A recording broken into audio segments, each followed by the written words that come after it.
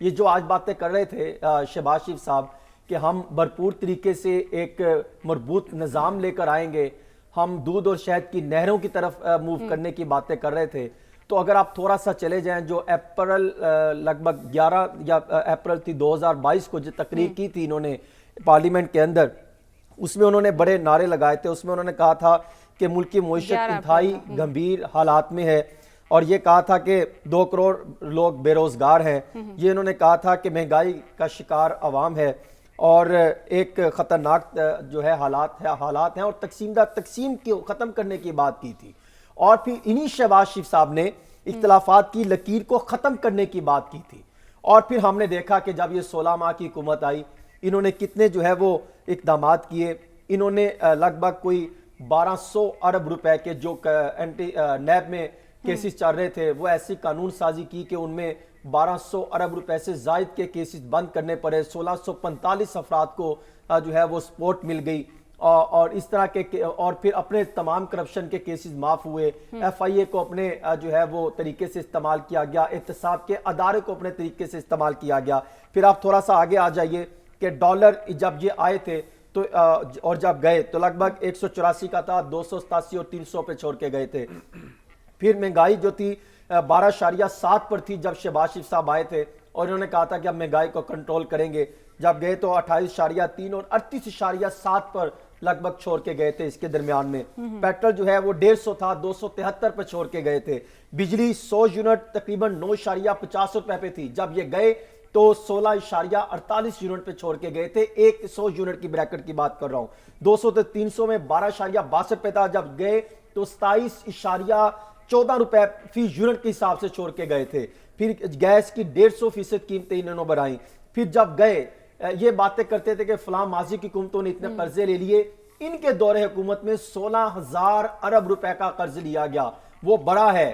تو اس طرح اگر آپ دیکھیں تو مارچ 2022 میں 43,000 ارب روپے کا مقروض تھا، یعنی قرض تھا جو پاکستان نے دینا تھا. اور 16 ماہ بعد 58,962 ارب روپے کا ہو گیا، لگ بھگ 16,000 ارب روپے ان کے دور میں بڑھا.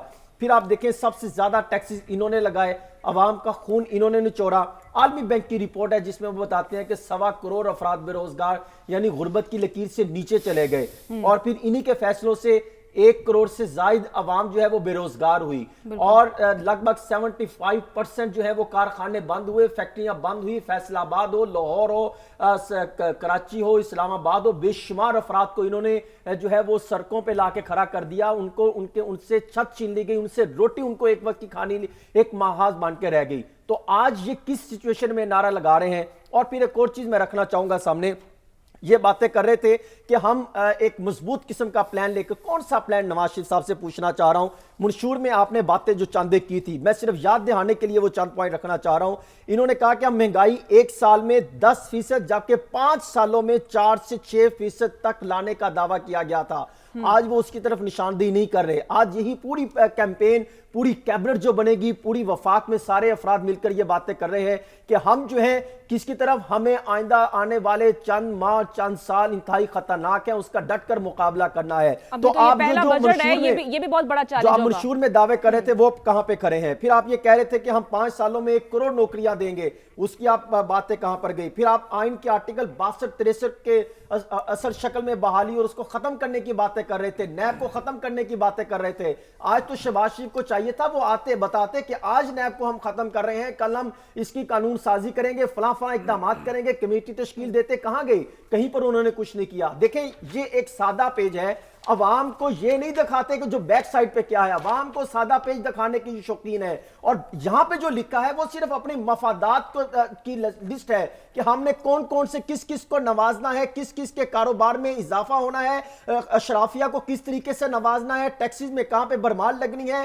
آئندہ آنے والے بجٹ میں ہم کس طریقے سے اپنے آپ کو نوازیں گے یا جو اس سائٹ پر افراد ہیں ان کو نوازیں گے. اس لیے تو یہ یوں بات کرتے ہیں کہ چاروں انہوں نے اپنے آپ کو نوازنا ہے، عوام کو انہوں نے کچھ نہیں دینا.